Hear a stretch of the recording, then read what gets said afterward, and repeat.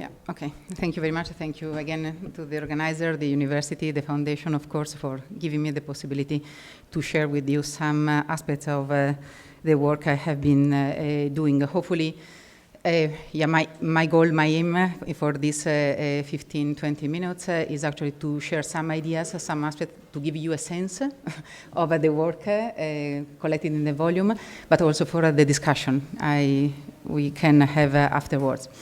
So I have been asked to say something about the origin of the book, the methodology, some contents, and definitely how this work actually helps a dialogue between philosophy and science mainly, and to some extent with theology as well. When I was studying in a university, biology in Milan, I was told that biology was to be understood as the combination of bios and logos, so that life and the principle of order and knowledge. This approach to the biological world changed when I started studying philosophy. So from here, it was long time ago, right? To here, when teaching in campus Bio-Medico, which is still my university. So the strong commitment to believe that the scientific method and the peculiarity of its explanatory enterprise provided the explanatory framework for all biological phenomena strongly contrasted with my experience in the lab at that time already, thinking of the conversation I had with my professors, with my colleagues. So in that period, I realized already that a double dimension with philosophical relevance was at stake. One was related with experimental design, and the other one with the deconceptualization, the very conceptualization of living organisms. And cancer research is a result at that time already a very good example of how science needs philosophy. As we will see, the obstacles encountered are posed not only by the complexity of cancer itself, right? You can recognize this picture, but also with the deep fragmentation of knowledge and by the peculiar specialization of mechanistic biology, which is still the mainstream, talking about mainstream this morning, right, in biological sciences. So becoming familiar with the scientific and philosophical literature, little by little I realized that scientists, not only contemporary philosophers, had assumed naturalism and mechanism as the privileged theoretical framework for tackling the challenge of biological complexity. This led to a molecularized understanding of life and of its dynamics. I finally had to dig into the foundation and past reasons of reductionism, well represented by the question about the lowest possible level of explanation of a biological phenomenon and what should be considered more fundamental in explanatory terms. To give a concrete example of the kind of tensions that were generated that I have been looking at, right, in cancer literature, we can have a look at this picture in which are represented different ways of understanding cancer. Just to say something briefly, if you think that 40 years ago, more or less, cancer was mainly understood as a thing. Cancer was a mass of cell.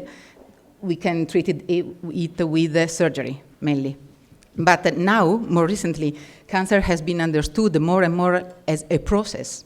And now, we do know that the main challenge we have to face with in cancer is the huge heterogeneity of tumor cells. Yesterday we listened, very nice presentation on this, so I won't spend more time on this kind of examples. But what is clear that within a reductionist perspective, it's really hard to make sense of these different perspectives on cancer itself. Another example is the evolution of the explanatory models of cancer. I think that all of us, when we were kids, right, we were used to think of cancer in terms of a genetic disease. And that was the main narrative, right, we have learned. So we have a cell, we have a mutation, which is a specific event that is changing the behavior of a cell. So we end up with a tumor cells that shows some kind of drug resistance as well. So this is a linear narrative.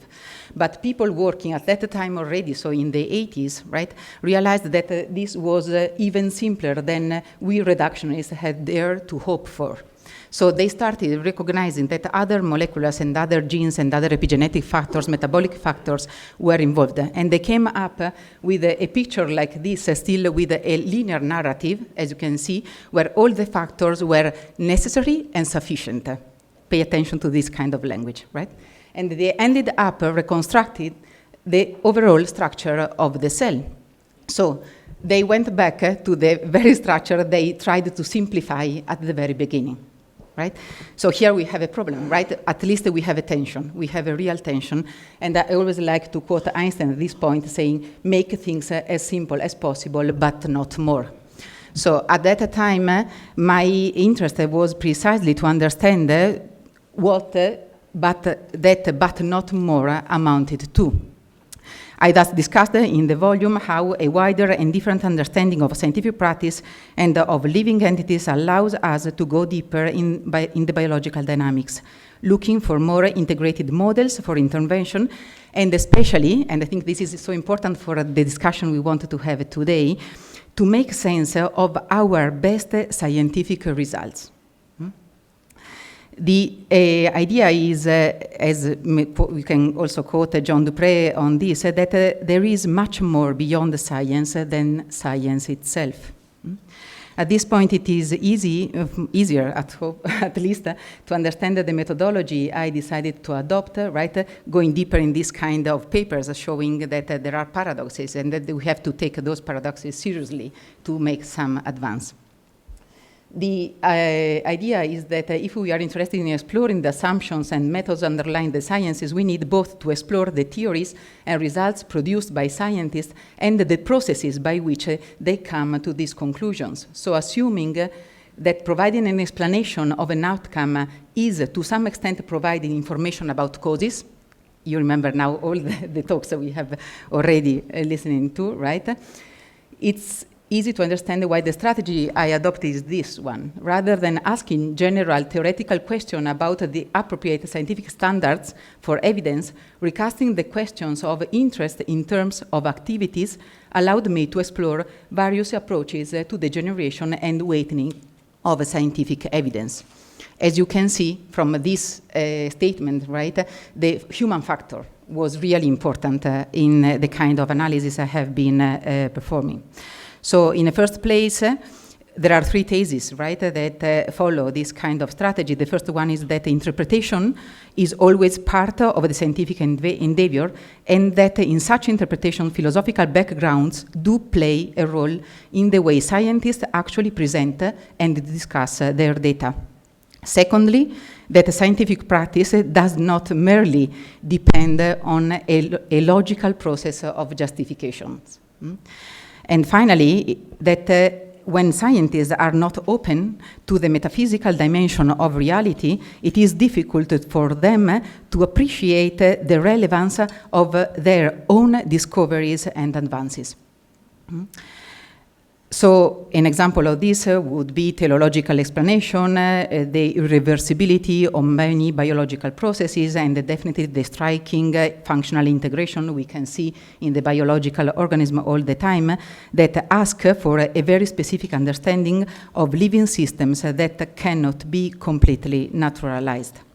To appreciate this, we need to drop a reductionist viewpoint on science, which searches for a unified and privileged explanatory model of the world, and its rigid association with what should be considered the adequate methodology to be adopted. So now we have a couple of slides representing the epistemological and the ontological outcomes, right, of this kind of approach and study. Here on the left, don't get lost in all of those words, is just cartoons representing the different sections of the book.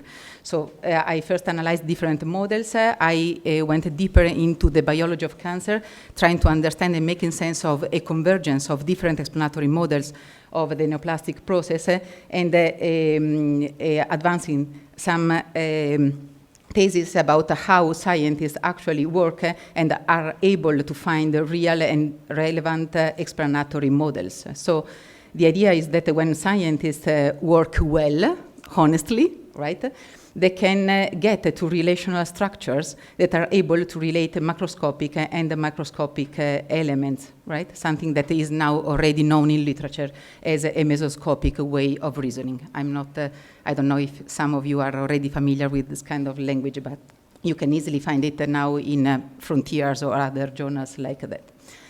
And from an ontological point of view, we can definitely say that the hypothesis advanced in the book is that a biological entity acts as a dynamic multi-unity rather than a part-whole organization. This means that the cell change their behavior depending on their functional integration in the tissue. The structure, the biological structure, the macroenvironment, once constituted, determines the relationships among parts and the stability of the parts themselves. Unity is thus an essential feature of any biological system, dynamic in nature, that is revealed by the way of integration of its organization and growth. In fact, the unity we are talking about is a unity of action that exceeds other categories that may seem similar, such as unity of a system or organismal individuality, like is much more common to find in philosophical literature on life or on living organism. But definitely, what is important here is that in this way, it seems easier to make sense of the most fundamental phenomenology we see in cancer. And that's why we still call all the different diseases cancer, right? Which is because in cancer, all the levels of the biological organization are at some point compromised. So we have to to account for these kind of dependencies, which are very peculiar. And that's why we still call cancer cancer, right? Although we treat them somehow in different ways. But this asks for moving beyond mereological and atomistic views of living beings and entities, which is vital in order, first, to understand the complex diseases and to make sense of progressive convergence of explanatory models, and thirdly, to drive biological research for the years to come, also for not only from a technological point of view, but also thinking of our understanding, right, of biomedicine and of complex diseases. Here we have a slide that is just summarizing what I have been saying up to now. Let's just focus on the third column, in which are summarized two epistemological aspects that I think are crucial to understand hopefully the relevance of this kind of approaches. The first one is the need of widening the notion we use of causality in science to account for this kind of dependencies and dynamics, and also the heuristic role that the intrinsic normativity of living systems have in helping us to understand this kind of phenomena. This is something we already heard in some other presentation during these days. This slide is just for philosophers, so you are excused if you want just to fall asleep and just to, but this is an interesting one, I think, because the relational ontology, the overall view I'm proposing in the volume, is actually able to avoid the danger of transforming a methodology into an ontology, as it has been in life sciences and in philosophy of life within a mechanistic and reductionist view, perspective, to avoid introducing mere epistemic criteria to solve issues that were metaphysical in nature, explain why scientific knowledge can be objective without fitting the criteria of universality and necessity typical of classical mechanistic explanation. This is a strong statement, I know, but this is very interesting too, and to overcome the dualistic view of a scientific rationality. So now I just wanted to thank people and places that have been important in my life. And this is Sylvie Menard. She was my director in the labs when I worked. Do you remember the first picture when I was a young person? She encouraged me all the time to ask the right question and not to look for easy answer, right? And this is another place where I worked for a couple, 2-3 years. I met a lot of people there. I didn't agree with them, the majority part of, in many occasions, from a scientific point of view and definitely from an ethical point of view. But still, it was really interesting having this kind of conversation with them, because it was clear that God is part of every one fundamental question and is to some extent relevant for our scientific endeavors as well. And finally, well, not really finally, but definitely in those years, Cardinals Grecia and Monsignor Carrasco, they were really of great help. They told me, Marta, if you are daring enough to go deeper in this analysis, in this research, you will end up like Alice in Wonderland. So, and this is in fact, I think that this is, very. Life is precisely like that. So I'm still getting lost and, and trying to make sense of different things, and definitely trusting science and especially human beings in their scientific challenges. And finally, Pittsburgh, as I already said maybe yesterday at different points, but Sandy Mitchell always encouraged me, and which is, and this is very important in the philosophical field, I think, to say, she always said, Marta, say what you want to say. And in this sense, try to be simple, right? So, and trying to be simple, I'm just closing my presentation here. I don't want to take your time. Here you have a list of the impact of the book, and just wanted to focus on the fourth one, which is this opportunity that I will be happy to share with you all, of using this Springer series for other publications that can expand the objectives of this conference. Thank you very much.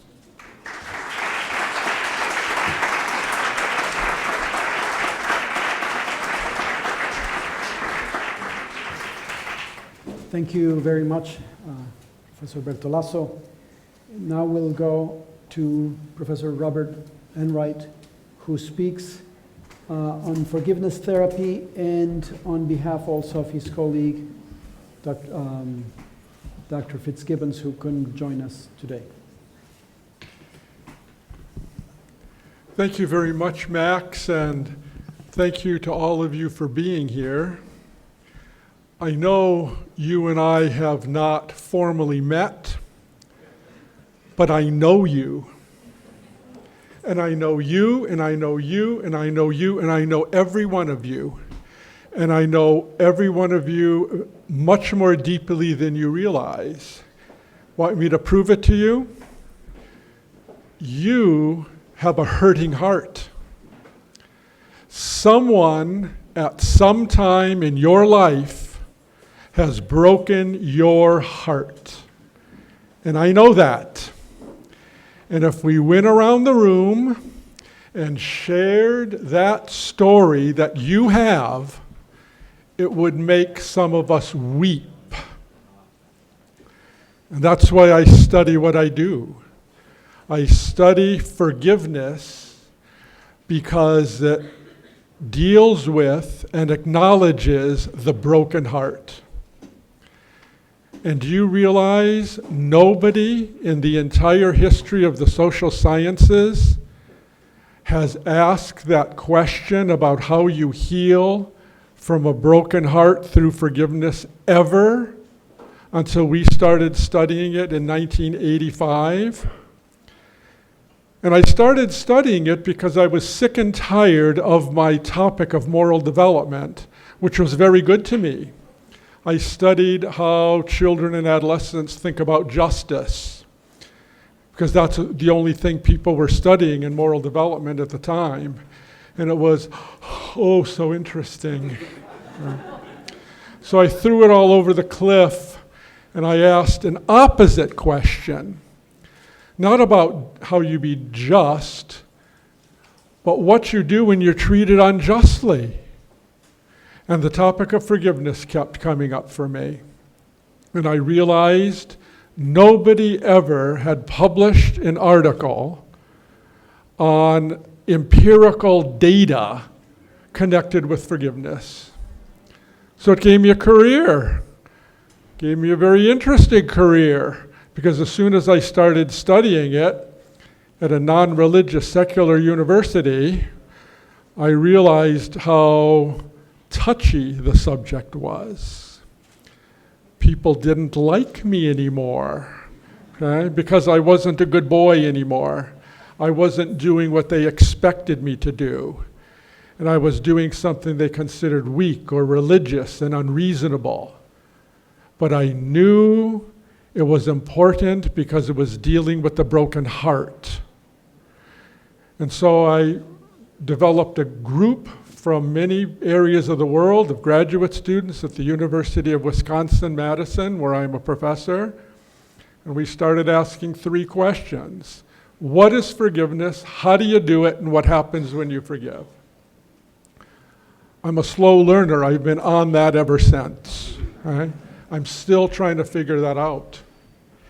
And so in this talk, I want to talk with you about these themes, especially as the Congress here really focuses in terms of the interdisciplinary nature of the topic of forgiveness. So we're going to talk about human anthropology, epistemology. We're going to talk about ethics of forgiveness, and we're going to talk about the quest for meaning.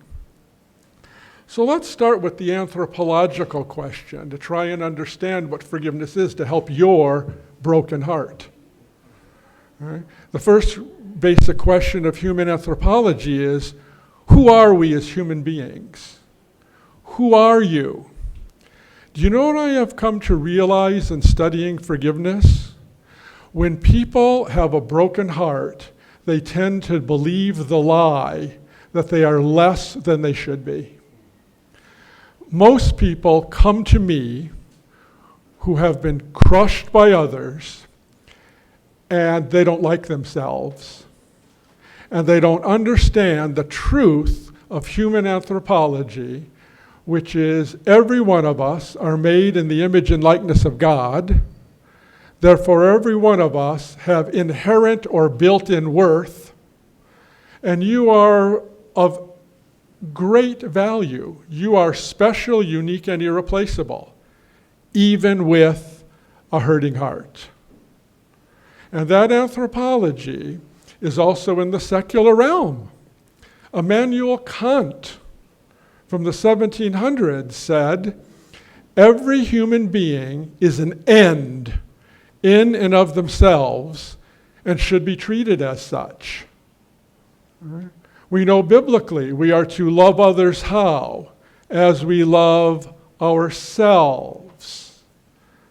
Christians know that you are so valuable, even though you may have been crushed by others, that Christ died for you. And if you were the only person left on this earth, he would have died for you. All right? But you know, when people are crushed by others, they stop believing that. They stop thinking that way. And so we have to recapture true human anthropology. And that's what forgiveness does. And forgiveness, when we push it to its philosophical limits, tells us this about who the human being is. That means you are capable of love. You are capable of recapturing love, even though love has been taken away from you. And that's the goal of forgiveness. The end point of forgiveness as a human being is to love even when others aren't loving you. To have the heroic capacity and the strength to go ahead and love. We know through Aristotelian philosophy that all of us practice love imperfectly. And we all practice love in different ways. And some of us might even reject the idea of trying to love those who don't love us. But I can hear Aristotle whispering in my ear, that's okay. That's still the goal. That's still the end point of the human condition, to do that. And so forgiveness, as we talk about in the book Forgiveness Therapy, is to understand that and then to practice it. What about this theme called epistemology, which is how we learn? Well, we've learned through the scientific method. We've worked with incest survivors, people in drug rehabilitation, adolescents whose parents have neglected them. We're working now with acid burn victims, women in Pakistan. Right? We just got done with 3 different kind of groups in Iran who are having prejudicial fights with one another. Right? We've worked with the elderly dying of cancer and helped them to forgive. And in our epistemology, or our science, when we lead people to forgive, you know what happens? They end up liking themselves more. They end up reducing anger. They end up reducing frustration. This little glimmer, philosophically, it will grow a little bit at a time. There's a little glimmer of love, of compassion that begins to grow in your heart, paradoxically, toward those who have hurt you. But to even begin to help people epistemologically to go there, we have to know what forgiveness is philosophically. What is it? The short version is to struggle to be good to those who aren't good to you. Right? A little bit more formally, there are 3 parts to the definition of forgiveness that I see in ancient Greece, Hebrew, Christian, Muslim, Hindu, Buddhist, and Confucian philosophies, and it's this. I think they would all agree to this. First, you've been treated unjustly. Then you struggle to get rid of resentment, which is a persistent ill will to those who have crushed you, and you try to offer goodness to them. The strongest part of that goodness is love, or agape love, A-G-A-P-E, agape love, which is suffering love, where you love on behalf of the other even when it hurts. Thomas Aquinas taught me that. All right? And so that's what forgiveness is. Philosophically, we also have to know what it's not. When we forgive, we don't excuse what the other did. We try to love them as persons. We try to accept ourselves and our brokenness as persons, but we don't excuse the behavior. We don't automatically reconcile if the person is dangerous to us. And we don't abandon the quest for justice. We have to know this, because otherwise people sit there and they say forgiveness is for, to use an American expression, wimps. Forgiveness is weak. No, you stand strongly in the knowledge that someone was unfair to you, they've hurt you, and you try to love them, not what they've done. Then psychologically, in terms of our getting to know what forgiveness is, here is the pathway, because that's what psychology does. The pathway of forgiving is basically this. First, you recognize you've been treated unjustly and you courageously acknowledge your pain. You acknowledge you may be angry or sad. You acknowledge you've been disrupted. And then you make a decision, a free will decision. Forgiveness is never forced on anybody, whether to go ahead or not, and to forgive. And if you do, then we enter into the exercises of forgiveness. And the first is to try and recapture the humanity of the other by seeing them in their errors, seeing them in their own woundedness, seeing them as children of God, right? See them as at least capable of good. And then the heart starts to soften, we see, with some compassion toward those who have had no compassion on you. And then we stand in the pain. We bear the pain of what happened to us so we don't pass the pain back to the person who hurt us or to our loved ones. Because you know what I have found in studying forgiveness for 34 years? When your heart is broken and you are disrupted inside, it's very easy to pass that on to your loved ones who weren't the ones who hurt you. When you can stand in the pain and see the humanity in the other person, it is then that you paradoxically begin to heal. You begin to recapture your own humanity. You begin to ask yourself this question, who am I as a person? If I can stand in this pain and offer goodness to those who have not been good to me, am I also someone who is of worth? And the answer typically is yes. And when we see that happening, what we're engaging in is the ethics of love. As we practice the ethics of love and are consciously aware of that, applied to the one who has no love toward us, we tend to grow in that heroic aspect of love. It's very easy to love a 6-year-old who's hugging your leg. It's not so easy to love those who have crushed you. That's what we mean by agape love. And do you see how theology now fits into forgiveness?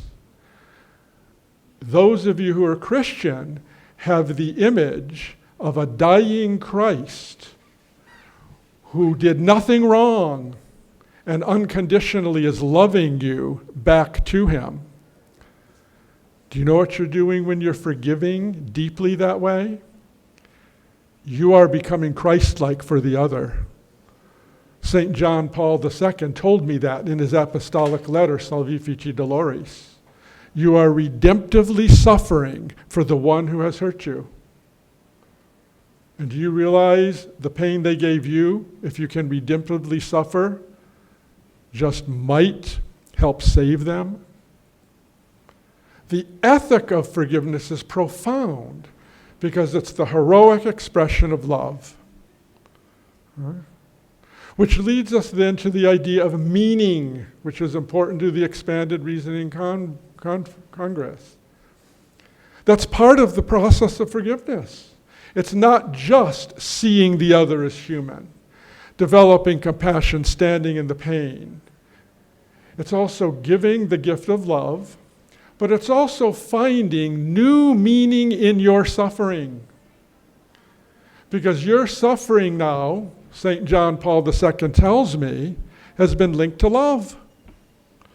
When you suffer, you are now doing this for a particular meaning, which is to put more love in the world. And do you realize that when you have a broken heart and you decide to forgive and you go through this process, you might be developing an entirely new legacy for yourself. That's new meaning. And you know what that legacy is? Consciously and willingly deciding to leave more love in this world rather than anger when you die. I work in war-torn lands. I work in the Middle East. I work in Belfast, Northern Ireland. I help in Liberia, Africa. I see anger passed on through the generations. The legacy many people leave when they have a broken heart is anger to their children. You have an opportunity by heroically standing in the pain and trying ethically to love those who have not loved you, to leave that legacy of love to others. You can start that today, actually. I'm glad you're here. Right? That could be your new legacy.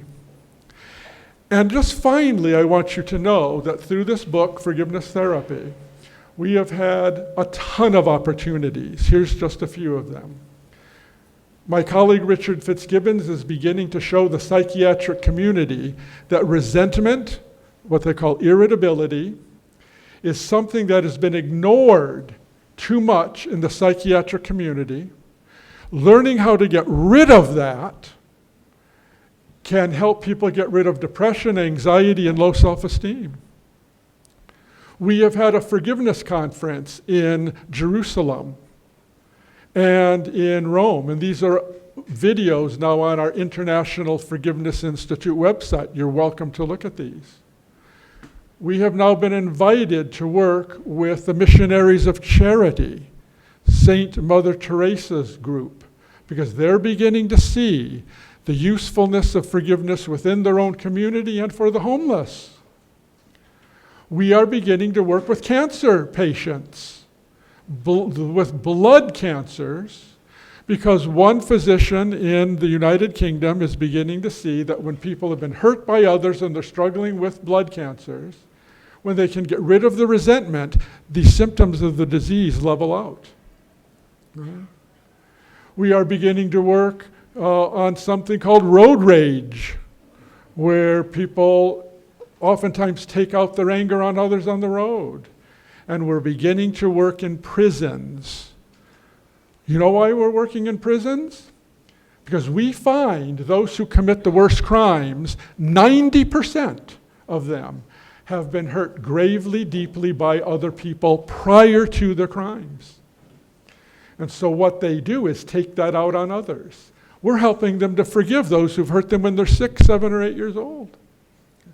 We have a lot more to do with forgiveness because the world is still sleepy with regard to the topic. It is, I think, the most neglected moral virtue on the planet, and I think it's the most heroic. And so I challenge you for 2 things. First, work on your own broken heart, and then leave a legacy of love. Thank you.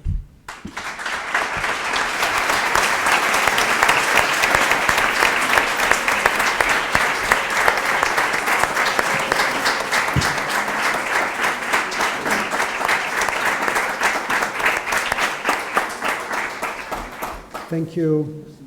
Thank you very much, Professor Enright. These two were our 2 recipients of the Expanded Reason Awards research category. Now I will invite Professor Bruno Dyck from the Asper School of Business to address us. He's an expert on management, and he's the recipient of the Teaching Award this year. Hello there, and it's very nice to be here again. It's very nice to have a little bit of time to share with you some of the things that I've been doing in the classroom and in my teaching writing career also. I'm going to start off sort of with the punchline. Here's where I ended up, and I'm going to tell you a little bit about the story about how I got there. So I'm a business professor, and my most recent book looks at 3 different types of management. It looks at FBL management, which is financial bottom line management, which is organizations making as much money as they can. That's been the dominant paradigm for the last 100 years or so. It's based on consequential utilitarian ethics. The second flavor is triple bottom line management, which says there's 3 important things. There's the triple bottom line refers to financial well-being, social well-being, and ecological well-being. It's sometimes called the 3 Ps, people, planet, and profit. And that's become the dominant paradigm starting about 1990. And we heard this morning about we're discussing somewhere about the round table in the United States saying we're going to be moving towards that. Unfortunately, the triple bottom line approach doesn't do enough. The FBL, financial bottom line management, has created a lot of social and ecological crises that the triple bottom line is trying to resolve. But the reality is that the largest 3,000 corporations on the planet are still creating $2 trillion of negative ecological externalities a year. That's about $300 a person on the planet. And it's the rich people who can afford those that are benefiting from that, and the ones who can't aren't. And that's why there's a widening gap between the rich and the poor. So the first 2 flavors of management. The TBL management based on enlightened consequential utilitarian ethics. The third approach, which we call social and ecological thought, SET, set management, seeks to optimize social and ecological well-being while making enough money. What is enough? It's a good question. I want my students to think about that. While making enough money. Set management is based on virtue ethics because it doesn't maximize profits. It has more degrees of freedom to do things that enhance social and ecological well-being. Whereas in the triple bottom line approach, it's still financial well-being is the first among equals. There's always a business case to be social and ecologically responsible. We should have a daycare because we're going to have less turnover and we're going to reduce our costs and we're going to have more motivated workforce. We should have less packaging on our products because it's going to save us money. That's the TBL approach. Set management says we're going to do this right even if it costs us more money. A great example would be Greyston Bakery. It's a bakery in New York City where they deliberately hire anybody who walks through the door. So they hire ex-convicts, people who can't get a job elsewhere. And because they hire those people, they become included in society. And they become part of the community, and they're saving money. We're not going to recidivism anymore. They're not going back to jail, most of them. It's not the company that's saving the money, it's society that's saving that money. The motto at Greyston Bakery is, we don't hire people to bake brownies, we bake brownies to hire people. Set management is still countercultural, or it comes across as countercultural, but it's clearly consistent with emerging trends in both the scholarly literature and among practitioners, and especially among young people. After business students learn about these three approaches to management, 5% self-identify as FBL managers. These are business students. 5% say it's important to maximize money. 75% say it's a triple bottom line. We can make more money by taking care of their social and ecological environment. 20% of business students say, we're going to go with set management. That's the one that resonates with us. We're going to make the world a better place, even though it might not maximize money. I find that encouraging. So that's a bit the punchline, and I'll tell you a little bit about how I got there. I'll start by responding to a question we were given, namely to reflect a bit on how our work relates to the dialogue between faith and reason, and also to provide a short description of biographical events that led us to where we are now. So let me start by saying that my work has clearly been shaped by my childhood home. I was raised in the suburbs of Winnipeg, Manitoba, Canada, by parents who were European immigrants who took their Mennonite faith very seriously. Mennonites are a Christian denomination known for their emphasis on community, nonviolent resistance, and the separation of church and state. Mennonites began in Europe in the 1500s and have been described as countercultural radicals, neither Protestant nor Catholic. For my parents, Christian values were not something to be emphasized only on Sundays, but something that should influence all of life, both at home and at work. My father was an entrepreneur who started a kitchen cabinet factory, so I grew up quite aware of the importance of integrating one's values with how one does business. Thus, when I was an undergraduate business student, I remember feeling uncomfortable in those classes about the utilitarian assumptions that were underlying everything that was being taught to me.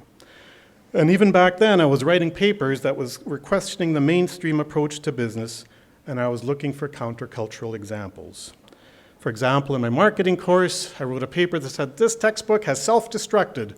It starts off with these noble intentions of serving society's needs, and then it sort of says we have to stimulate people's wants, and by the end it says we have to force people to buy the stuff that we're selling them.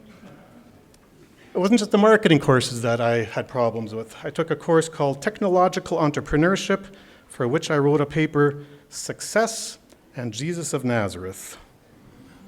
I was a little bit apprehensive about writing that paper for a public university. In the paper, I examined whether Jesus, as portrayed in the Gospels, was a success based on the criteria that we had learned in class. I concluded the paper as follows, quote, when I undertook this project, I did not fully realize how challenging I would find it. Although I conclude that Jesus was a successful person, there are many ways in which I personally see him as an antithesis of success. Instead of waiting to be served by others, Jesus served others throughout and ultimately with his life. He introduced what has been referred to as an upside-down kingdom. His is an inverted worldview, where the last are first and enemies are loved. This contrasts quite starkly with the North American worldview of successful living. End of quote. Fast forward, and exactly 30 years after writing these words, as an undergraduate business student, I published a book that examined the countercultural understanding of success and management as portrayed in the life of Jesus as described in the book of Luke. In the book, I examine the Gospel of Luke in its first century socioeconomic and religious context, and in particular, I look at its implications for management theory and practice for both the first and for the 21st centuries. But this is not the time to get into details about that book. If I had to summarize it in a sentence, it would be that we all are, to care for people at the margins of society, to to take into account what economists call externalities of business, and to treat everyone with dignity. And these are all ideas that I think are consistent with expanded reason and with social and ecological thought. Okay, back to Bruno the teacher here. In order to understand my teaching innovations, it's also helpful to understand how my pedagogical approach went from having an emphasis on knowing, where students learn important facts about management, to adding an emphasis on doing, where students apply their knowledge, to an emphasis on being, where students focus on what kind of manager they want to become by considering questions such as those related with the expanded reason paradigm. Knowing, doing, being. So when I first started teaching management in 1990 with a freshly minted PhD in business, I thought I had a lot of relevant state-of-the-art knowledge to share. However, it didn't take long for me to find out that both for me and my students, knowing was not fully engaging. So I started to develop the doing component of my teaching. For example, I wrote up what I call live cases, namely short descriptions of real-world local organizations which I asked students to analyze and then present their analyses to the managers of those organizations who'd come to class. Often I chose organizations that were seeking to make the world a better place, like a soup kitchen that sought to treat its clients with dignity, or a thrift shop that provided goods for unwed mothers. In this way, students were using their knowledge to help make the world a better place, rather than merely using it to become more efficient or more productive. More recently, I've added to the doing part of the course by having students complete what I call experiments with sustainability. Here, students are assigned to take ideas that we've learned about in the course and apply them to their everyday lives for 2 weeks or more. Some students start to walk or cycle everywhere because they don't want to use fossil fuels. Other students become vegetarian because they know meat has problems with climate change also. Others decide to engage on daily meditation in order to improve their mental health, mental well-being. These are all things they're doing that make life less convenient. They're not supposed to do it, the market says, but by the end of the experiment, their students are saying, that was good. Being countercultural made me feel like a more whole person. Over time, I've also started to change the knowing parts of the course. And in particular, I started to develop the course content that pointed out to the shortcomings of FBL management and which showed glimpses of the TBL and SET approaches. In the early years, I did that on a piecemeal approach. Oh, here's reductionism, not so good. Or here's why consumerism is bad. So I had these little windows in the course that I thought would show students, hey, there's another way of managing other than the FBL way. However, soon I was not satisfied with this piecemeal approach, and I devoted myself to developing a more comprehensive countercultural approach to management. 3 factors contributed to this. First, my students wanted me to do it. Second, at the time I was doing research on managers who are marching to the beat of a different drum. They had been nominated because they're interesting people doing things not just to make as much money as possible. Those are inspiring and enlightening. And third, I was reading Alistair McIntyre at the time on virtue ethics. Taken together, these 3 factors encouraged me to write what I sometimes call my theology of management paper with a theologian named David Schrader. In that paper, we argue that management is essentially a moral activity and that any and every approach to management can be associated with an underpinning moral point of view. We then argue that FBL management can be associated with a secularized moral point of view consistent with a Weberian interpretation of the Protestant ethic that emphasizes individualism and materialism, where financial well-being is seen as a sign of being blessed by God.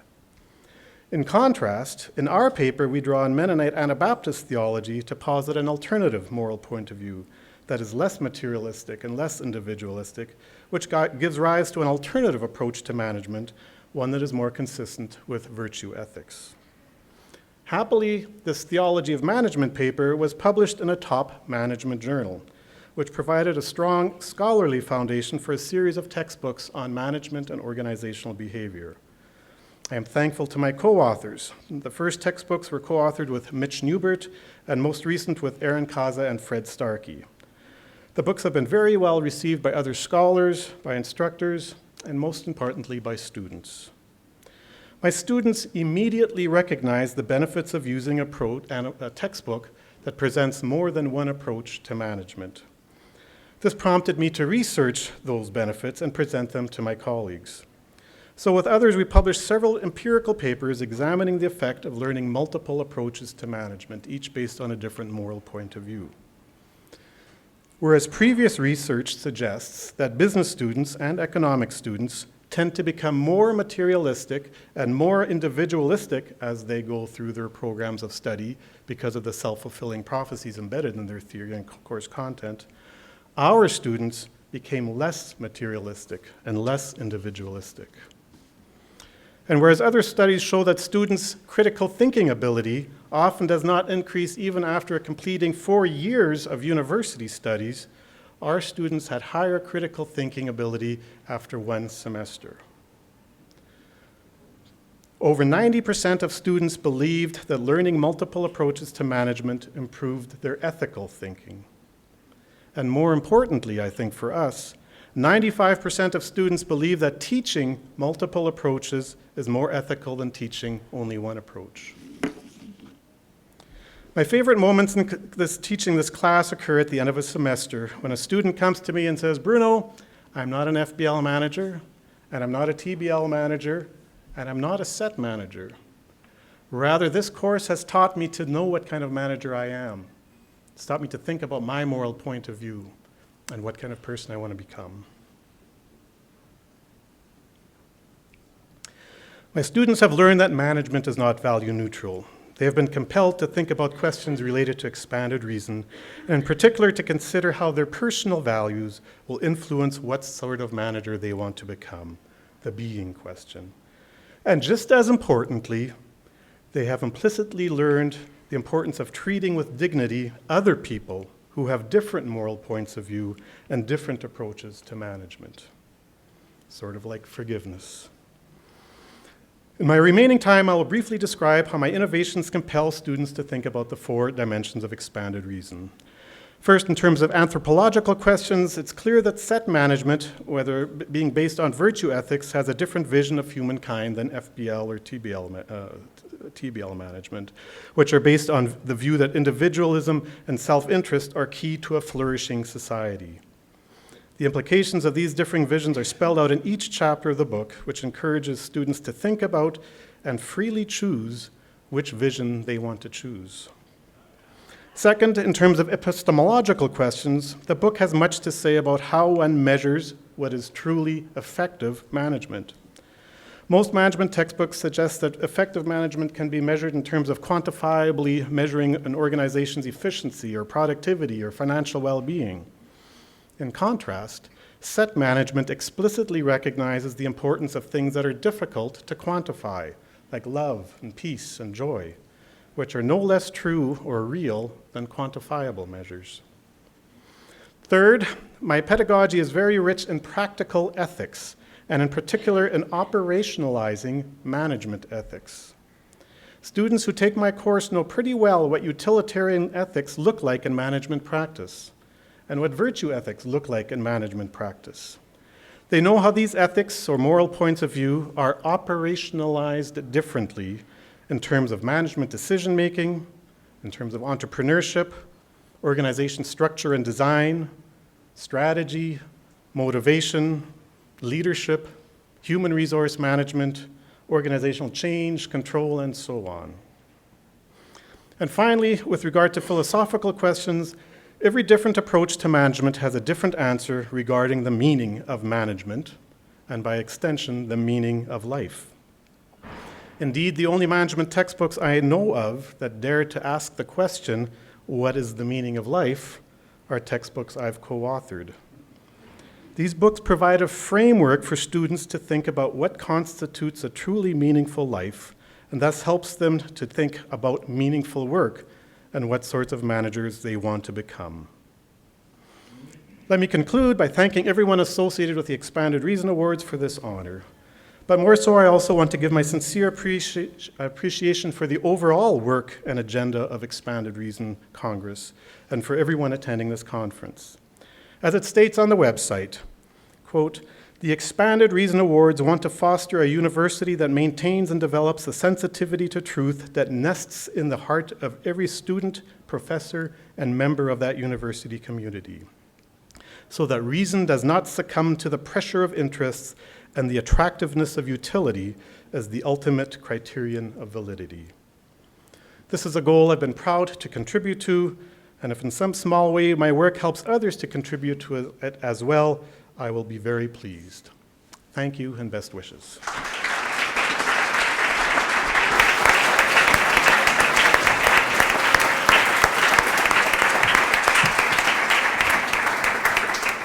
Thank you, Professor Bruno Dyck. He was the recipient of the single teaching award this year, so we're grateful for your talk. The jury this year, as you know, selected this year it chose two works to be honorable mentions, one of which was not able to join us, Mary Hirschfeld. But we are very, very pleased to have with us Professor Andrew Briggs from Oxford, who is the other one that received it for his work on the book Penultimate Curiosity. Professor Briggs.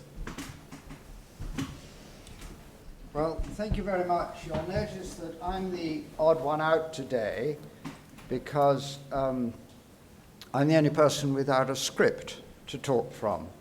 And it's often observed that people in the humanities, when they're speaking, tend to write out what they're going to say with very carefully crafted language. And we scientists just sort of stand up with PowerPoint and blabber away.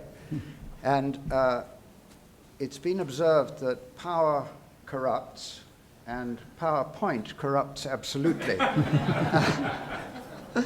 I don't even have PowerPoint, though technology permitting, I'll show you a bit of a movie in a moment. I do experiments on the lab. I'd like to share a joy with you, if I may, because just today we learned that a paper we've been working on for a long time has been accepted for publication in one of the Nature journals. It's a paper looking at a new theory of how electricity flows through a molecule, a single molecule, one electron at a time. And we actually make measurements on individual molecules and how electricity flows through them. And the paper shows that the theory is correct. We've tested it, and it accounts for a phenomena that a lot of people had been puzzled about for a long time. And there's another paper that's coming out in a couple of weeks' time in another of the Nature journals, which is on how we actually use artificial intelligence in the lab, specifically machine learning, to decide what the next measurement should be. And it's the machine that decides, and the machine directly controls the experiment. And it's rather better at it than the graduate students. So we're very excited to implement in the lab some of the underpinning technologies and sciences that we're talking about in this Congress. The Penultimate Curiosity is a book that I wrote with the artist Roger Wagner. Rather remarkably, he and I each have a degree-level qualification in a subject other than the one in which we now earn our living. So Roger is an artist. He was described by Charles Moore in The Spectator as Britain's best living religious painter, for good reason. And Roger has a degree in English literature with first-class honors at Oxford. And I have the chair in nanomaterials at Oxford. It happens I've also got a degree from Cambridge in theology. So in this book, we're actually bringing together not just two disciplines, but 4 different disciplines. And the central metaphor of the Penultimate Curiosity is a slipstream. So think of a flock of Canada geese in a V formation, and the bird in front has to work hardest, but the birds following get an energetic advantage from the slipstream created by the vortices from the wings of the bird in front. And in fact, these birds are terribly clever. It's been studied in detail with the bald ibis. They not only find the best place, but they also find the best phase for flapping their wings to maximize the energetic advantage. And what we found as we looked into curiosity was that time and again it had been the case that where you have a culture or a community, or less often an individual, who's interested in the ultimate questions, questions about truth and meaning and purpose, why we're here, and what humans are for, and what is God like, and how can he be known, time and again, that has proved conducive to the kind of curiosity about the material world that we now call science, and that I pursue in my laboratory. And I'm as well as having a degree in theology and doing a bit of science, I'm a pilot. After we'd completed the manuscript of the book and handed it in to OUP for production, we got into a plane and we made a movie about curiosity. And because Roger's an artist, we started off looking at curiosity even before the invention of writing, namely with cave paintings. And so I'll show you now a little sort of trailer for the movie with Spanish subtitles. And we pick up the story where Roger and I had been talking about inscriptions or sculptures on the front of a key building for science in Oxford, the Museum of Natural History, and a key building for science in Cambridge, the Cavendish Laboratory. And we're asking how the motivations for those invocations on the outside of those buildings were related to the motivations for the science that went on inside them. So if we can try and see if we can switch to the HDMI input and get the movie to work.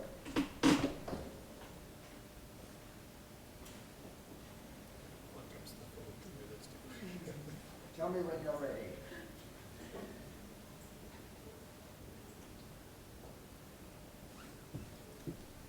Are you ready?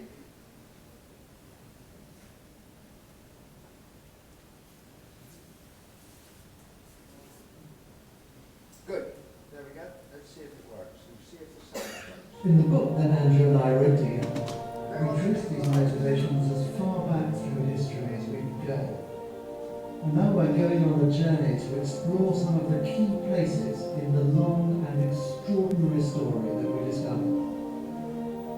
I can remember that in the 1990s, what people called the human revolution only happened when Homo sapiens migrated from Africa to Europe and started making paintings. And what changed that was the discovery in the Bombos caves in South Africa of evidence that people were making symbolic markings 100,000 years ago.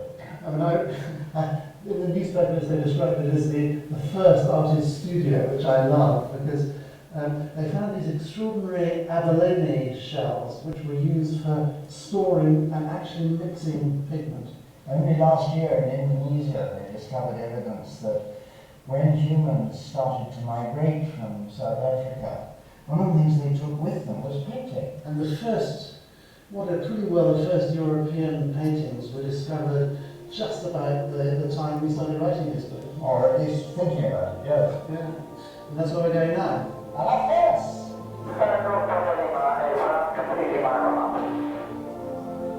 This journey will take us across the world and across time. It will begin in France with that discovery of a vast complex of prehistoric paintings. Paintings that the leader of the excavations is convinced were religiously motivated. We know they have a religious motivation, first because people didn't live inside those caves. But paintings which also show an astonishing attention to anatomical accuracy. Doing it with such accuracy might have been vital because they were recreating them. It was made perhaps 35,000 years ago. and it's an astonishing piece of work. The journey will take us on to a city on the coast of eastern Turkey. I mean, the ruins are somewhere in that, but I'm not sure we'll see them. It's a BC. The level should be crystal clear. A city where, in the 6th century BC, a new idea of the divine coincided with a new kind of interest in the natural world. From there, we'll follow the route by which one man brought this idea to 5th century Athens. Writers say you were the first person to work out the shadowing of the moons related to the sun. Yeah, he also said that the sun was not a god, but a fiery ball, which in 4th century Athens is a controversial thing to say. Yeah, I think he was probably quite courageous. And visited places where it provoked opposition and sparked a whole new way of thinking about the gods and studying the world. We will follow the path of these ideas to Alexandria in Egypt. Well, what happened in this great multicultural city when the philosophical religion of the Greeks and the revealed religion of the Jews and Christians came into contact? Well, the answer was right.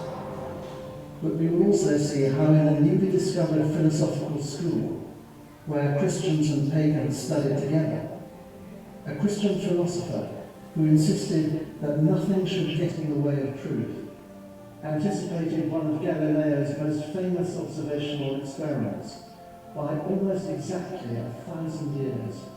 Two unequal weights dropped from a given height strike the ground at almost the same time.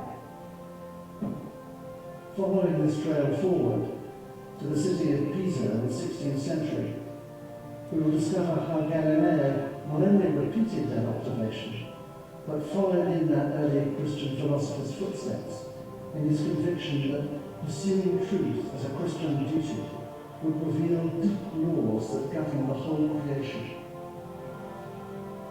Coming back to Oxford, we'll see how in the 17th century, religiously motivated natural philosophers sparked what we now call the scientific revolution. And finally, travelling first to Scotland and then to Cambridge, we will see how a 19th century scientist broke down 4 equations which showed that the whole universe was filled with the surge of electromagnetic waves.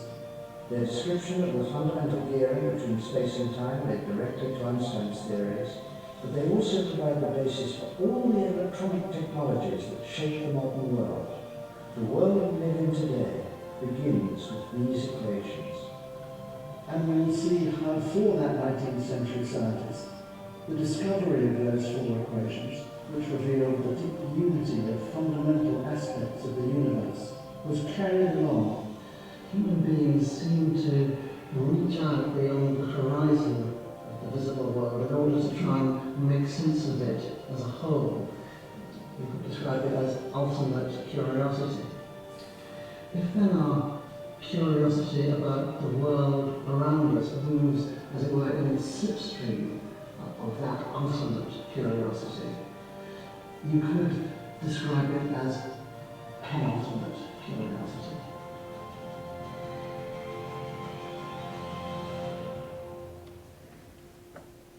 We can have the lights back on. Thanks very much for showing the film. I think you can see how the penultimate curiosity is driven by the same criteria that drive Expanded Reason Award. It's a transdisciplinary approach. The questions we were investigating needed all of the disciplines that Roger and I were able to bring to the subject. It's motivated by an anthropological approach, because one of the things we're looking at is the way that the description of Homo sapiens has to be augmented by a description of Homo religiosus.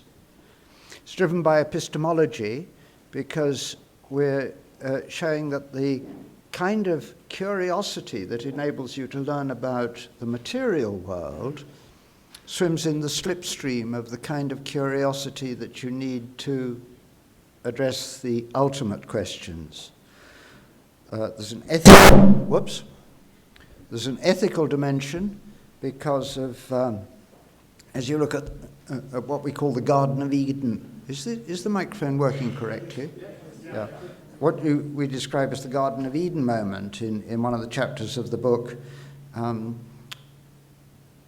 drives humans to this decision-making capability that is integral to the attribute of responsibility that makes people humans, and of course relates to the kind of questions about machine learning as a decision-making process that have been so much in the air in these last 2 days. And there's a synthesis of knowledge and the question of meaning. The book ends up with detailed case studies of Henry Ackland in Oxford, the man responsible for the Museum of Natural History, and James Clerk Maxwell, who was responsible for the building of the Cavendish Laboratory at Cambridge. And each of them was concerned with how scientific knowledge relates to philosophical questions of meaning. Now, this metaphor of the slipstream can also be applied to the peloton in a cycle race. So you have riders in a cycle race who want to get as close as they can to each other because of the very significant advantage that they get from the slipstream of the rider in front. And there are a couple of extra ways in which you can expand that metaphor. One of them is that occasionally in the cycle race, the cyclists get too close together. The wheels touch, and you get what in French is called a chute. When they fall over, it can be very painful and it's extremely disruptive. And although by and large, the entanglement between science, what we now call science and what we now call religion, by and large, it's been an extremely positive story. Nevertheless, there are occasions when the wheels touch. Intellectually, science tries to answer questions that really belong to religion or vice versa. It's an epistemological muddle, and there can be a chute when everyone falls over and gets hurt. And you can think of one or two examples of that. Not many, actually, but one or two. And then there's another useful part of the metaphor, which is, and the birds do this as well, but you see it very systematically in a cycle race, that because the cyclist in front is having to work harder, so they take it in turns and change who's pulling out at the front. And I don't know whether you think this is happening. I'm still trying to work it out myself. But it may be that currently we're in an era where more money is being poured into science than is being poured into philosophy and theology. More person years are going into it. It may be that's moved out in front of the peloton at the moment. And that's okay, because the relationship still holds good. And it may be that actually some of these philosophical and theological questions that we want to study in the Expanded Reason Award are swimming in the slipstream of the questions that are being asked by science. That's something we've addressed in my next book, which is called It Keeps Me Seeking. And the central metaphor of that is that if you think of this material world in which we live as a house, and because we're curious people, we want to measure the house, understand how it works. We're material scientists, what's it made of? We're social scientists, how do people work in the house? And you study the house more and more until you open, you discover there are windows. There are windows, and you can open them and look out through them and let the sunshine in and the breeze in. And these windows call you to a world beyond. And if you're trying to think of the relationship between science and the transcendent, so that metaphor of a house with windows calling you to a world beyond may be a helpful one. It's why I think the Expanded Reason Award is to be commended for expanding our reason to the world beyond. I congratulate you for it. It's the kind of thing that keeps me seeking.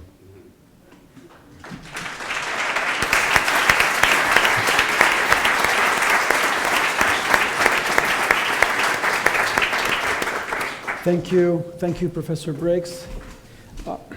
We have 30 minutes before we end this session, and what we wanted to do is to have a conversation now with our winners. The way I would like to propose is not so much to have, it's very easy to ask questions about very specific things and then have a one-on-one conversation with each person, but that's not, I think, what would be nicer to do. I'll try to do something different, and that is to try to engage in a conversation where all of us can participate by asking not about the specifics. We've heard already about some of the specifics, and of course you can access their works elsewhere. But I would like to talk about what really unites us here, which is a community of learning, a university. We all have university experience, and I would like to talk about what it means to understand what is the value, how they perceive the value, and how we understand that which joins us here, and that is expanded reason. The concept that Pope John Paul II in Ex Corde Ecclesiae said that all truth in every field of knowledge culminates into the single truth, which is Christ. That the Catholic University in particular has a very privileged position, that is to seek the truth and to know that the truth has already found it. That we seek a truth that has already found us. Well, in each of our fields of knowledge, we participate in that quest for knowledge. And what unites us is in some way the realization that the university work that we do as professors and researchers has a profound meaning beyond the specifically technical aspects. And I think, for example, Professor Briggs, with his very technical work on quantum mechanics and quantum physics in the application of technologies, is of course highly specialized, yet he's got a profound interest in the ultimate questions, in that which unites all the human quest for human knowledge. Not just a university, anybody, any human. And similarly, in management, or the need for forgiveness and understanding, not just to forgive, but to understand the depth of what we need to do and to be, to understand forgiveness, or to be a manager.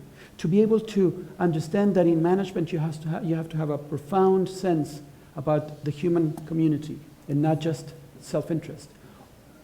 Or in also a highly complex and technical field, which is trying to unite all of cancer research into a synthesis that can help us move forward that field. It's done because we understand the need for humanity. So may I ask you to reflect a little bit on that which brings you to that area of expanded reason, that broadening of the horizon of reason, of which Pope Benedict taught us. The microphones are over there. There are two microphones, so if you can just go ahead. Just Yes. following the order again. I don't know if it's on. In any. Yeah. Okay. Yeah, I think I'm really grateful, and just thinking of the previous presentation and of my own experience in the university as a student, as a researcher, and also as a teacher. I'm just thinking now that maybe the capacity of wonder is an interesting way. We can always adopt and increase and develop our capacity to wonder. Because the possibility, if I think of my own research, if I think of your work on curiosity, right, of your work on forgiveness, I think that human beings are really able to see something new, to see something good, where sometimes there is something that seems just to be obvious, trivial, not so important, not so relevant. And this is true if we think of science. There is something new to be discovered out there, and sometimes we don't train our students that way. We force them towards applications, right? find out a concrete application of what you are doing, because we need technology, right? And definitely we can find something good and new, valuable in human beings and in ourselves. So to forgive ourselves, first of all, I was thinking while listening to your presentation, is another challenge and part of also just being free, right? Able to explore, to behave with a great freedom and therefore with a great responsibility too in our own fields. But that's my, yeah. As you were talking, two thoughts came to me. One was, it's a bit ironic what we're doing in that we're all PhDs, and the joke in Canada at least is a PhD is somebody who knows more and more about less and less until they know everything about nothing. That's the professor. That's the professor. And we are here saying we have our specialties and we teach specialties. It's a specialization world, right? And we're going against that and saying, no, we're curious about those other things out there. We're not satisfied with just this less and less. We want to understand this in a larger context. And the second thing is, oh, it's not up there now. I was thinking about the icon for the image for expanded reason, and I'm not sure what the picture of, but for me it's a picture of a dandelion. And what does that dandelion symbolize?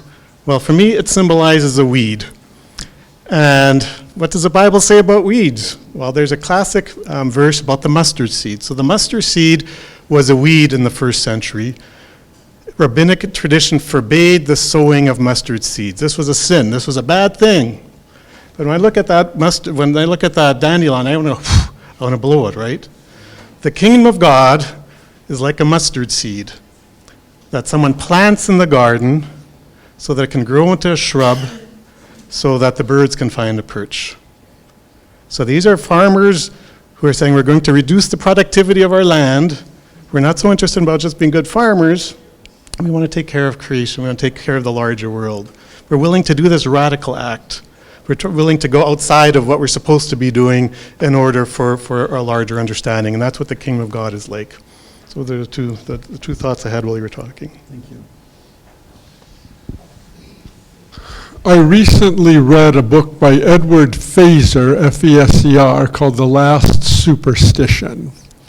And he said the single most grave error in the Western world that has ever happened is the abandonment of Aristotle. I agree with him. And here's what he meant by that.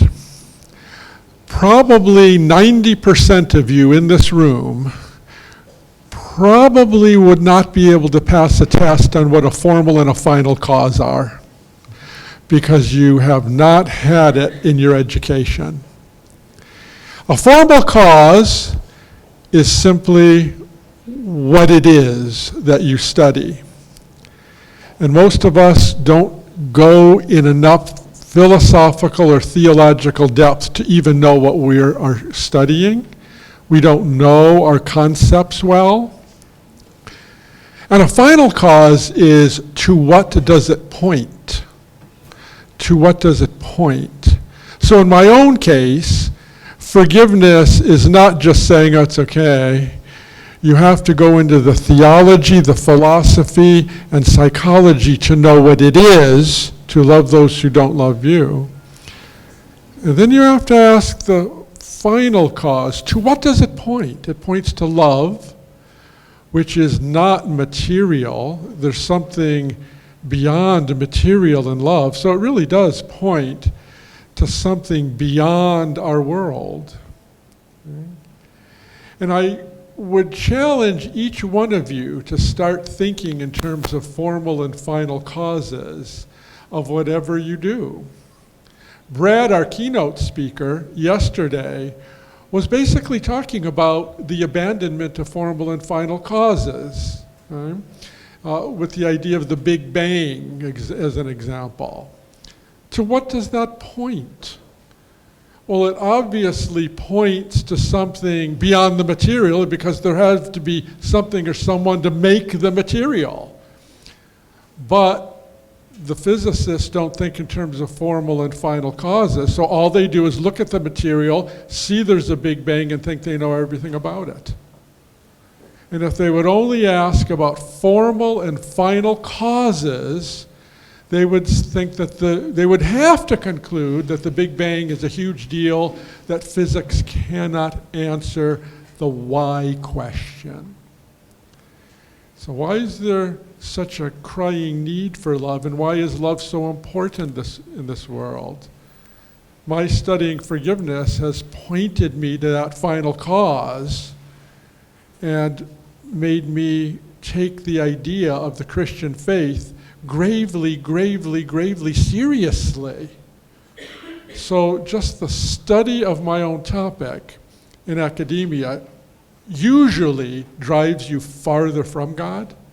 Okay? I have found people who study, they go farther from God. Mine drove me closer too, because of the notion of formal and final causes. Once I figured out what forgiveness is and what does it point, points to something profound called love. So that's my challenge to you. Let us bring Aristotle back into the conversation, whether it's physics, or whether it's marketing, or whether it's psychology, or whether it's ethics. Formal and final causes. Edward Feser is right. The abandonment of that is the greatest tragedy of Western intellectual thought. Thank you. We have 2 microphones so that we can pass 2 of these here. Well, this one's warm. It's ahead, nice. I love the way that the Expanded Reason Awards encourage a humility in the study of reality. I think a starting point, if you like, a starting point in understanding how to think about the relationship between science and faith is making the transition from thinking of God as a hypothesis to be tested to recognizing that God is a being to be known, with the emphasis on to be known. Let's not worry for a moment what we mean by a being. If someone asks the question, does God exist? They're almost certainly off to a false start. They're almost certainly got a muddled concept of God, which they think can be tested by microscopes and telescopes and the sort of instruments that I have in my laboratory.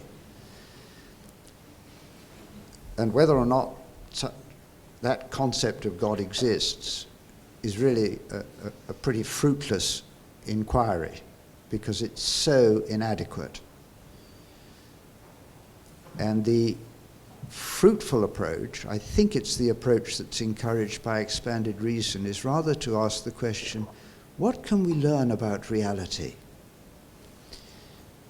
I think it's got a particular poignancy just today, I mean literally today in the world, with this amazing set of demonstrations that are going on around the world about the environment, about the climate. And I think that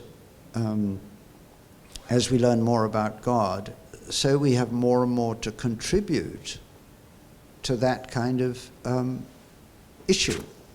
I think we saw that happening with the 2015 Paris discussions, where it seems to me pretty clear that the Laudato Si and Pope Francis's approach on this helped an enormous number of people to take it seriously and to want to take action about that. And I think that we can move on, and we can engage with all these people who are demonstrating today, who care about these things, and say, yes, yes. And in Jesus Christ, we see God giving the ultimate dignity to the material world in which we live out our lives. Thank you. Do we have a microphone? We do? So, if anyone would like to ask a question, si quieren preguntar algo, bienvenidos. Si no, seguimos con nuestra conversación.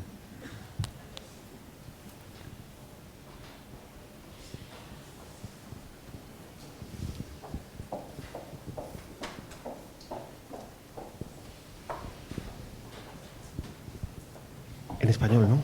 Sí, sí. Vale. Tengo una pregunta sobre el forgiveness, sobre el perdón. I will translate afterwards. I can make it in English. Yes, I got a question about forgiveness. I'd like to know if you have covered in your research something about the self-forgiveness, because we found many students coming into the university that we don't know why they are not maturing in the right way. Let's say like that. And we found at the end that they are not forgiving themselves, and they have something to be forgiven, and when they do it, they change and they open differently.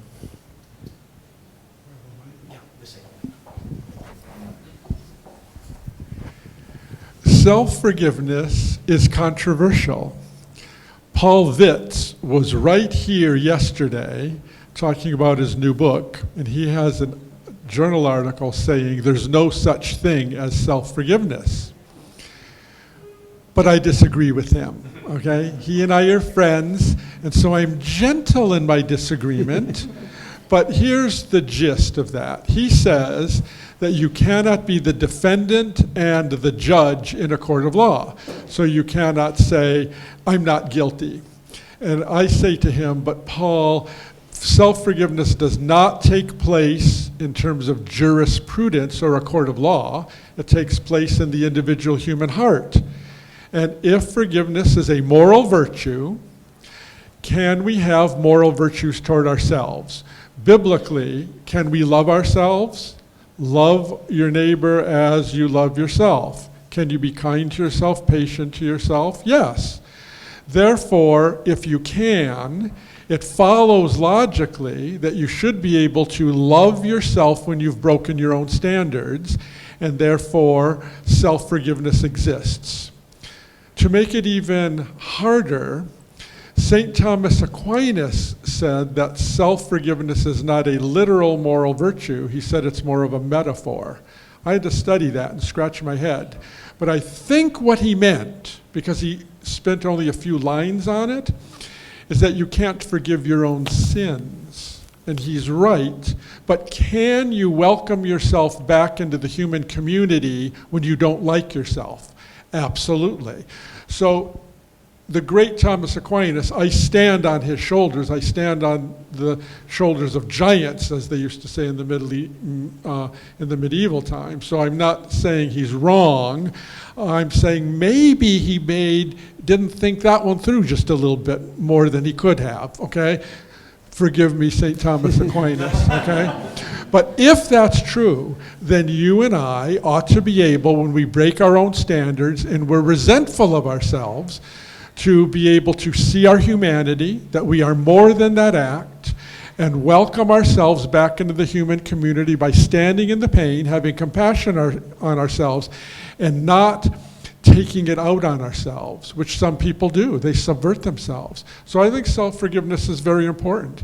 And even Mother Angelica, God rest her soul, from EWTN television, once used the term self-forgiveness, and I perked up, okay? So clearly I think there is such a thing. I think it is very important, and I would add one caveat. When you forgive yourself, you usually have to go to others whom you have offended by what you've done and seek forgiveness from them. See, when you're engaging in forgiving of another person, if you've done no wrong, you don't seek forgiveness. But usually in self-forgiveness, you welcome yourself back into the human community, you're good to yourself, you love yourself, which is biblical, and go to those you've hurt and seek their forgiveness.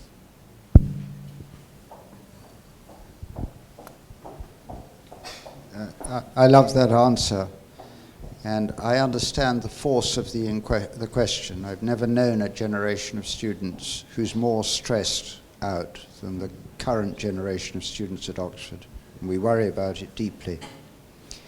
And so it's so important to take a question like that and to address it.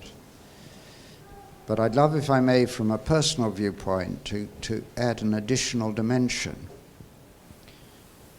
which is, there's an even more important question than can I forgive myself, which is the question, can God forgive me? And when people write Christian books about forgiveness, for example, like Desmond and Umpo Tutu, they talk about the example of Christ in forgiving, and what a wonderful example that is. But it seems as if from Christ's own teaching and from the teaching of the people immediately around him, it's more than that. It's much more than that. That Jesus Christ did something that was the channel for God to forgive us. And the central Christian belief is that that happened when he died on the cross. How it works, I mean, Paul in chapter 5, runs through about 4 metaphors in as many verses, wrestling with this question of how do we get to grips with how that forgiveness came about. But that it came about seems to be absolutely central. And if it's right, which I believe it is, then it transforms this meaning of the possibility and the reality of God forgiving us. Thank you. Thank you very much. Thank you very much for your presentations. All your presentations make me think to the first presentation, Dr. Gregory, at the beginning of our amazing conference. So he mentioned the problems that we have with naturalism. It seems to me that all your work has shown that we are interconnected, but also we are spiritual beings. And you too mentioned the idea that forgiveness can heal us from even cancer. So you mentioned that, and my question is, do you have research that show that forgiveness, of course, right, but forgiveness also has that spiritual connection to healing? And do you have also research from people that they have religious, the grace of God, for example, right, that can forgive better, can heal better? Last week we have in our parish in the US a priest that someone was with cancer. They prayed to the Holy Spirit on top of that person, all the community. The news was that he was cured after 6 months of praying for him. But the revelation was that the last thing that this person was invited to do was to make a list of all the people that he has never forgiven in his life, and to pray during that time for these 6 months for each one of them in that list. And after the prayer, after that, himself praying for that lack of forgiveness, the cancer was cured. So that interconnection came for me when you were talking. So my question is, do you have that research? We are just beginning that research. We're looking for funding and have not found it yet, but we do have case studies from Pavel Katocek from the United Kingdom, who is a physician, who screens people with multiple myeloma cancer so that he knows they have deep hurts that are unforgiven, that haven't forgiven the people, has them go through forgiveness, and their symptoms oftentimes level out. Another thing to keep in mind, you asked about the connection between forgiveness and spirituality. We have had discussions with the exorcist community in Manila, the Philippines, and they tell us that they first work on having those who are possessed to forgive those who've hurt them, because exorcism, they have found, does not work unless they forgive. Forgiving opens up the possibility of spiritual freedom from demonic possession. The closing down of the heart from that, they say they will not go forward with the exorcism without it. That pretty much shocked me, because it wasn't on my radar. So I'm glad you brought that up. So there's something very profound with those who are in the depths of the spiritual warfare that I never knew about. Forgiveness first and then the exorcism. Now we need the funds to, through the epistemology of science, to show through this multiple myeloma that forgiveness matters through randomized experimental and control group clinical trials. The foundations think it's stupid because of the mind-body dualism. I'm working on forgiving those who keep rejecting us. Not there yet, but you never know. Thank you. Right here. So coming back to the question of science and religion, that I think it's involved in the Expanded Reason Awards. I was thinking of a survey among scientists done by Elizabeth Eklund, I think in 2016. So put it more closer to your mouth, closer. Yeah, most scientists in Western countries,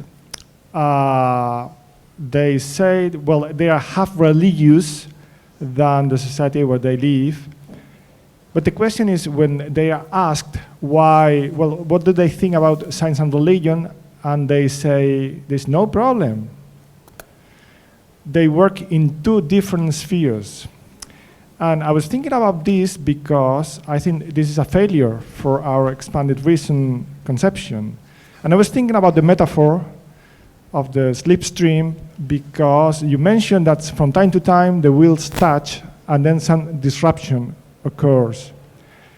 So how to do in order to engage scientists in this discussion, knowing that from time to time the wheels touch and that could be some disruption, but on the other hand, this touching is necessary because we are speaking about the one and same reality. So that's my question to all of you. Thank you. Does anyone else want to try this before I do? Does anyone else want to chip in?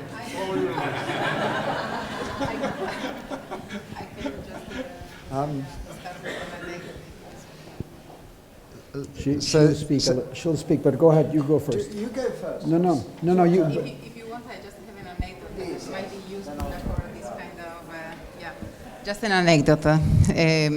When I was, I don't want to tell you where, right? But I was working with philosophers, philosophy of science, of course.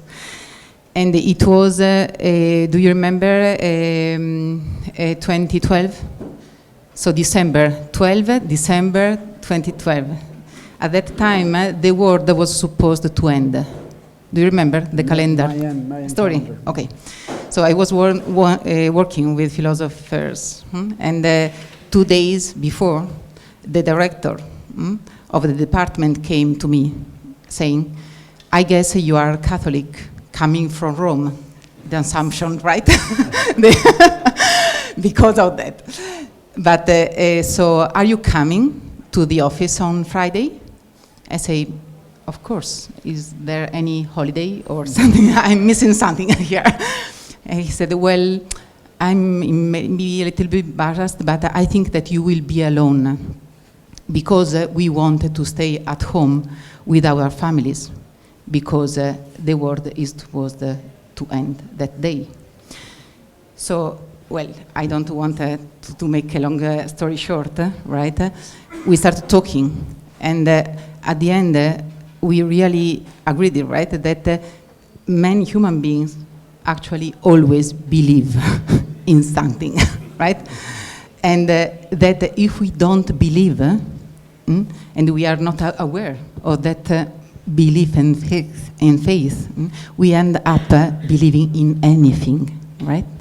So, and starting from that conversation, we were able to go back to philosophical issues like causality and God and the role of faith, precisely to open our mind, to open our reason, right, to different ways of understanding things and to make sense of different perspective approaches and blah, blah, the kind of talk. Just an anecdote, if it's useful. I just, last month, I guess, I had a paper published on how my faith has influenced my scholarship. And by faith, it's not my belief so much, but my faith, but my relationship with the sacred. So for me, spirituality has three components. It's connectedness with others, connectedness with nature, and connectedness with the sacred. And there's research that goes along those lines in my discipline.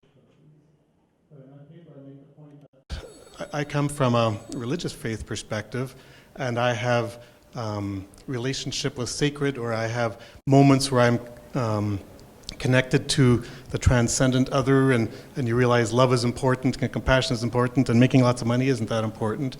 So I have those moments, but I also argue that most everybody does.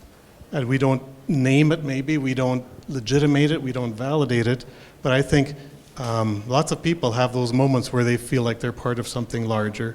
And expanded reason can provide theory, provide a venue or a place for them to express those slipstream, those touching moments, I guess, those shoot moments. Javier, thanks for that question. It was a very specific question, so let me give you a specific answer. I know the work of Elaine Howard Eklund very well. I wrote the review as Book of the Week in Times Higher Education.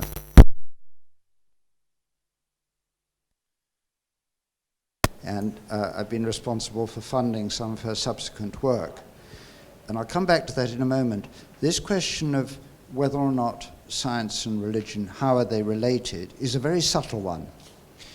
The best known exponent of there being no relationship between them is Stephen Jay Gould in a book called Rocks of Ages, which I also wrote the review for in Science and Christian Belief. And at first it seems terribly attractive, because here is one of the world's leading atheists saying, actually there's no problem, there's no conflict between science and religion. And you think, well, that's super, you know, leading atheist scientist says that, that's terrific. Until you get to grips with the detail of it.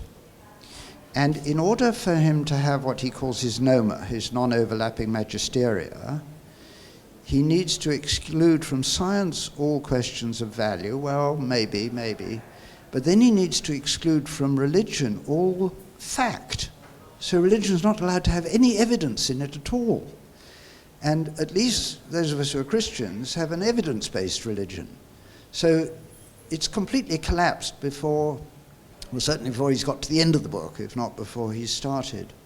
So now to come back, so it's a subtle relationship, and we want, the slipstream is positive, provided you don't get the epistemic confusion, which, if you accept the metaphor, I don't want to overpress the metaphor, because that's all it is when we start expecting the intellectual tools of theology to give us answers about questions that really need the intellectual tools of the natural sciences, and vice versa. That's why we need expanded reason.